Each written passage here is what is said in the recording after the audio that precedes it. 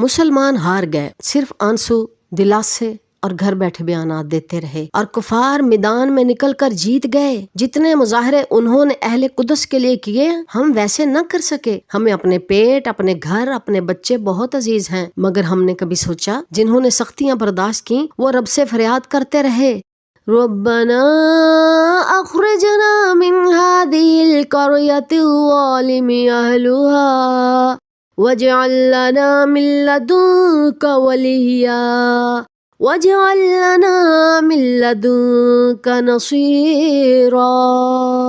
اے ہمارے رب، ہمیں اس بستی سے نکال جس کے رہنے والے ظالم ہیں، اور ہمارے لیے اپنی طرف سے کوئی مددگار اور کوئی حامی مقرر فرما۔ اور پھر اللہ دیکھ رہا تھا جب امت خاموش بیٹھی رہی، پھر آخر رب نے صاف دلوں والے غیر مسلم کھڑے کیے۔ ہم نے بھی مظاہرے کیے لیکن پولیس کے سامنے ڈٹ نہ سکے، جبکہ کفار نے مارے کھائیں، وہ بھی ہمارے بھائیوں کے لیے کتنی حیرت انگیز بات ہے۔ ان کی عورتیں روتی رہیں، اپنی پارلیمنٹس میں جا کر مظلومین کے حق میں بیانات دیتی رہیں، کچھ نے نوکریاں چھوڑیں، ایک شخص نے احتجاج میں خود پر پٹرول چھڑک کر خود کو آگ لگا لی۔ یعنی کیا کچھ نہیں کیا گیا۔ انہوں نے ظالموں کے خلاف آواز اٹھائی اور ہم صرف معجزے کے منتظر رہے۔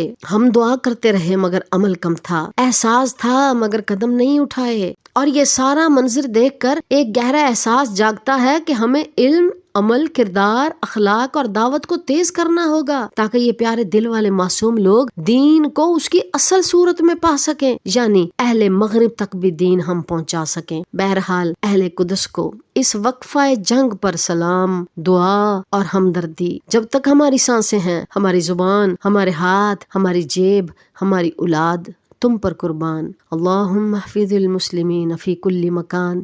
السلام علیکم ورحمۃ اللہ وبرکاتہ۔